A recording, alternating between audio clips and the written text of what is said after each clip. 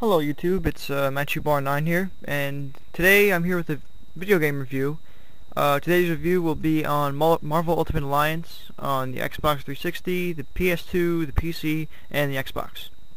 If I miss any game systems, I apologize. I really, don't look at the game systems that this game is on.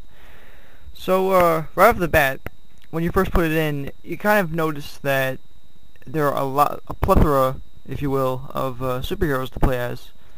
And the style of the game is much like the X-Men Legends series by Ravensoft, and it's actually a bigger and better version of those games put together. So, right off the bat, you start off with Thor, Captain America, Wolverine, and Spider-Man as playable heroes. But after the first level, you have the ability to change your team with anyone that's already unlocked.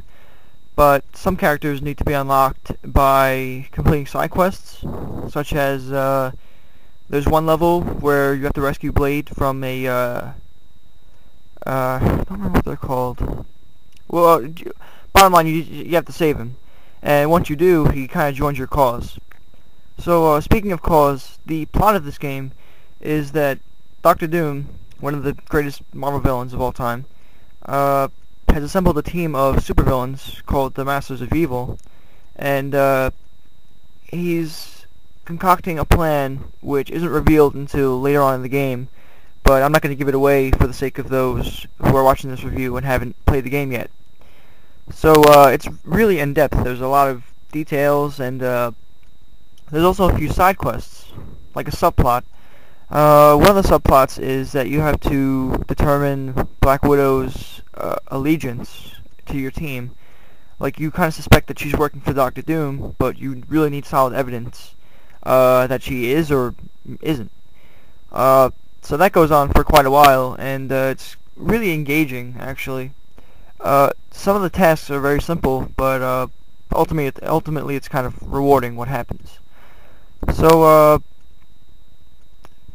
many memorable places that you visit are the S.H.E.I.L.D. helicarrier, which is actually under attack in the beginning of the game, so that's really the only time you're allowed to be there.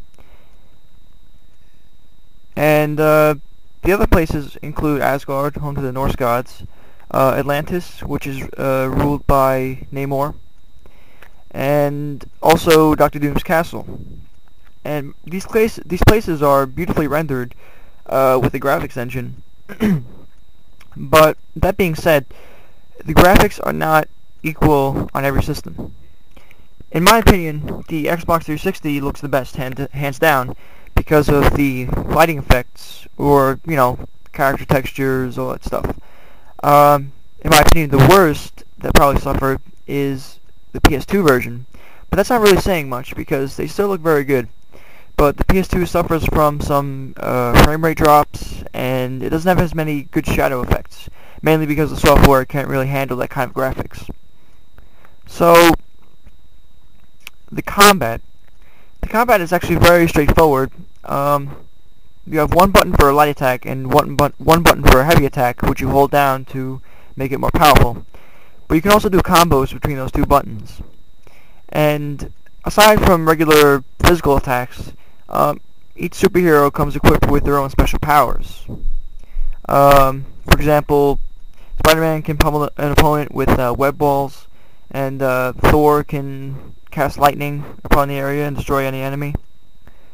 They're very character specific and very satisfying once you kind of get a handle on them. Also, each character comes with an unlockable final move, which you have to defeat a set number of enemies before your meter can fill up. And if every superhero on the team has theirs filled up, if you're playing as one superhero and use it, everyone else will. So you can deal a lot of damage on your opponents. And speaking of the opponents, many of the bosses you face are not just like any ordinary villain. They're really like top line Marvel villains, such as Baron Mordo, who is the villain to Doctor Strange, and many Spider-Man villains, I noticed. There's so many to count, but they're very good boss battles, I'd say. Some of them are kind of difficult. one of the biggest disappointments is that the bigger boss battles are actually the easiest, such as the Galactus battle. Um, yeah, so I guess what I'm trying to say here is that Marvel Ultimate Alliance is actually it's a really good game actually, and with the roster of superheroes, you have your top line superheroes such as Spider-Man, Captain America. And there's also many lesser known heroes such as Blade, Miss Marvel, Moon Knight, and it, I guess Ravensoft must have done it to kind of make the game accepting to different types of Marvel fans, like those who are very hardcore and know a lot of the heroes, and ultimately the roster is very satisfying. Although there is no Hulk, but there's a downloadable pack where you can download 4 villains and 4 heroes. I have it, but I don't remember exactly who they are. I know one of the villains is Doctor Doom, and when you download it, you unlock different achievements, the character-specific achievements for them, and one of them, 4 of them have to do with different scenarios that would have taken place, but I guess they're different because you're using the characters now. So ultimately, Marvel Ultimate Alliance is a very well put together game, I'd have to say. I guess on a scale of 1 to 10, I'd have to give it an 8 out of 10, mainly because some of the dialogue tends to kind of overdo itself.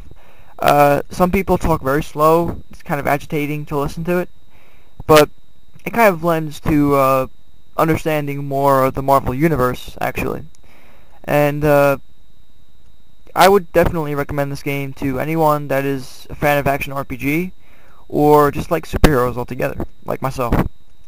So this has been a video game review from MatchyBar9, and look forward to some more, and thanks for watching. Have a nice day.